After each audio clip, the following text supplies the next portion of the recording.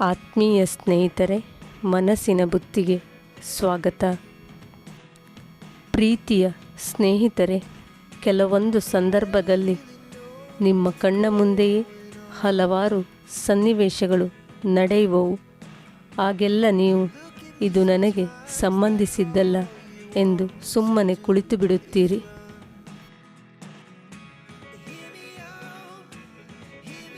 ನಿಮಗೆ ಸಂಬಂಧಿಸಿದ್ದಲ್ಲ ಎಂದ ಮೇಲೆ ಯಾವಾಗಲೂ ನಿಮ್ಮ ಅವಶ್ಯಕತೆಗೆ ಅಗತ್ಯವಿಲ್ಲವೇ?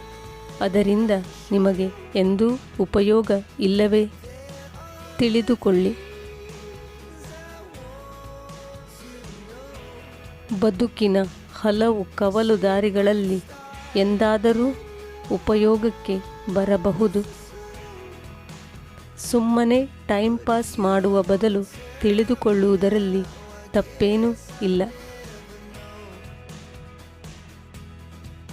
ಆದರೆ ಮನಸ್ಥಿತಿ ಎಲ್ಲಿಗೆ ಬಂದಿದೆ ಎಂದರೆ, ಕುತೂಹಲದ ಬುದ್ಧಿಯೂ ಇಲ್ಲ. ತಿಳಿಯಬೇಕು ಎಂದರೆ ಒಂದು ನಿಮ್ಮ ಉಪಯೋಗಕ್ಕೆ ಬರಬೇಕು, ಇಲ್ಲ ನಿಮಗೆ ಸಂಬಂಧಪಟ್ಟದ್ದಾಗಿರಬೇಕು.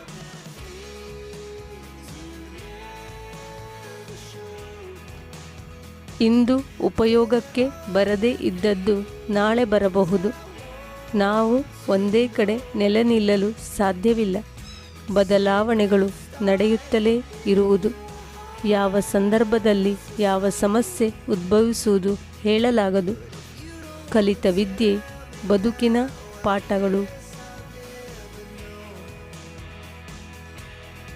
ನಿಮ್ಮ ನಕಾರಾತ್ಮಕ ಭಾವನೆಯನ್ನು ನಾಶ ಮಾಡಿ ಧೈರ್ಯ, ಆತ್ಮವಿಶ್ವಾಸ, ಸ್ವಯಂ ಪ್ರೇರಣೆಯನ್ನು ಮಾಡುವುದು.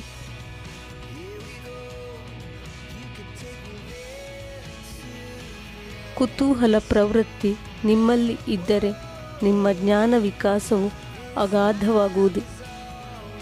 ಅವಶ್ಯಕತೆ ಇದ್ದಾಗ ನಮಗೆ ಬರದೇ ಉಳಿದು ಹೋದಾಗ ಅಯ್ಯೋ ಮೊದಲೇ ಕಲಿಯಬೇಕಿತ್ತು ಎನ್ನುವ ನಿಮ್ಮ ಮನದಾಳದ ಕೂಗು ನಿಮಗೆ ಕೇಳಿಯೇ ಕೇಳಿಸಿರುತ್ತದೆ.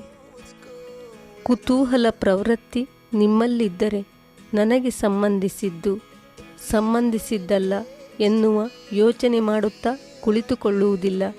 ಏನೆಂದು ನೋಡಿಬಿಡೋಣ ಎಂದು ಕಾರ್ಯಪ್ರವೃತ್ತರಾಗುತ್ತೀರಿ. ಪ್ರಯತ್ನದ ಕಡೆಗೆ ನಿಮ್ಮ ಹೆಜ್ಜೆಯನ್ನು ಇಡುತ್ತೀರಿ.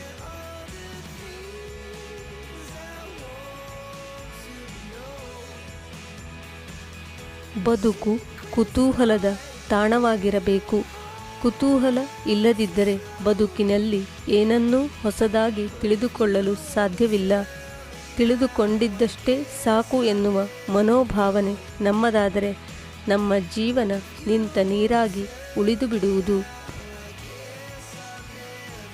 ಎಲ್ಲದರ ಬಗ್ಗೆ ಒಂದು ಆಸಕ್ತಿಯನ್ನು ಬೆಳೆಸಿಕೊಳ್ಳಿ. ಜ್ಞಾನವನ್ನು ಹೆಚ್ಚು ಸಂಪಾದಿಸಿಕೊಳ್ಳಿ.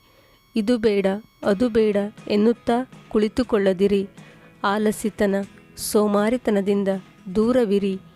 ಟಿವಿ ನೋಡುತ್ತಾ, ಮೊಬೈಲ್ ನೋಡುತ್ತಾ ಬದುಕನ್ನು ಕಳೆದುಕೊಳ್ಳದಿರಿ.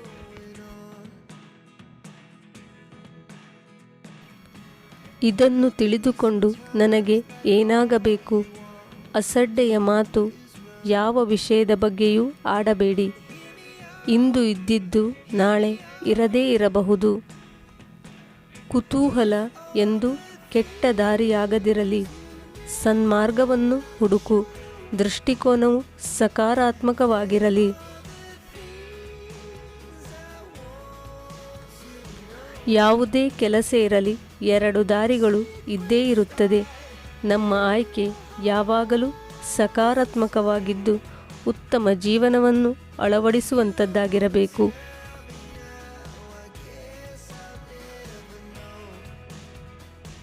ಇಂದಿನ ಮಾತುಗಳು ನಿಮಗೆ ಪ್ರೇರಣೆಯಾಗಿದೆ ಎಂದು ಭಾವಿಸುತ್ತೇನೆ. ಮುಂದಿನ ವಿಡಿಯೋದೊಂದಿಗೆ ನಿಮ್ಮ ಮನಸ್ಸಿನ ಭಾವನೆಯ ಜೊತೆ ಧನ್ಯವಾದಗಳು.